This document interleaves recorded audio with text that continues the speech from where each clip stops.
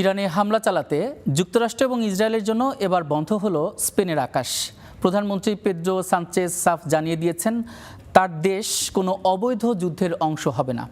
এদিকে ব্রিটিশ প্রধানমন্ত্রী Keir Starmer আবারও স্পষ্ট করেছেন হরমুজের কারণে ভুক্তভোগী হলেও এই যুদ্ধে জড়াবে না ব্রিটেন।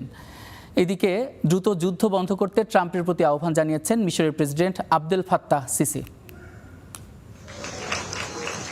আগামী মে মাসে যুক্তরাজ্যের স্থানীয় সরকার নির্বাচনী প্রচারের উদ্বোধন করেছেন প্রধানমন্ত্রী কিয়ার স্টারমার। সেই প্রচারেও অন্যতম ইস্যু ইরান যুদ্ধ,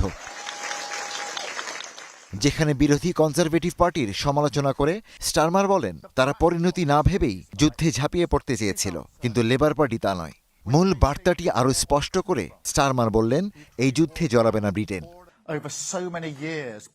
আমি জানি এটি মানুষের মধ্যে উদ্বেগ সৃষ্টি করছে। মানুষ যখন টিভির পর্দায় বিস্ফোরণ, অবকাঠামো ধ্বংস দেখে তখন তারা চিন্তিত হয়ে পড়ে। তাই আমি কোথায় দাঁড়িয়ে আছি এবং সরকার কোথায় দাঁড়িয়ে আছে তা আবারও পরিষ্কার করাটা জরুরি। এটি আমাদের যুদ্ধ নয়, আমরা এতে জড়াবো না। এইদিকে ইরানে হামলা চালাতে যুক্তরাষ্ট্রের জন্য এবার স্পেনের আকাশসীমাও বন্ধের সিদ্ধান্ত জানালেন প্রধানমন্ত্রী পেদ্রো সানচেস। এর আগে যুক্তরাষ্ট্রকে বিমান ঘাঁটি ব্যবহার করতে দেননি তিনি। ফলে ইরানে হামলার জন্য এবার স্পেনের আকাশ এড়াতে হবে যুক্তরাষ্ট্র ও ইসরায়েলকে।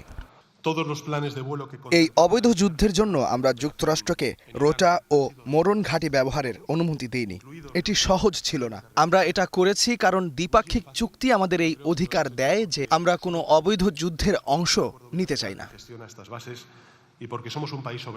দ্রুত যুদ্ধ থামাতে প্রেসিডেন্ট ট্রাম্পের প্রতি আহ্বান জানিয়েছেন মিশরের প্রেসিডেন্ট আবদেল ফাতাহ সিসি। আমি প্রেসিডেন্ট ট্রাম্পকে বলছি চলমান যুদ্ধ থামাতে আপনি ছাড়া আর কেউ সক্ষম নয়। আমি মানবতার পক্ষ থেকে মিস্টার প্রেসিডেন্ট আপনাকে বলছি এই যুদ্ধ দীর্ঘস্থায়ী হলে ভয়াবহ পরিণতি হবে। আপনি এই যুদ্ধ থামাতে আমাদের সাহায্য করুন। যুদ্ধ বন্ধ করে আলোচনার দ্বার খোলার আহ্বান জানিয়েছে চীনও। সামরিক নয়, কেবল শান্তি আলোচনাতেই সংকটের সমাধান দেখছে বেইজিং। চীন বেসামরিক নাগরিক ও বেসামরিক স্থাপনার হামলার বিরোধিতা করে।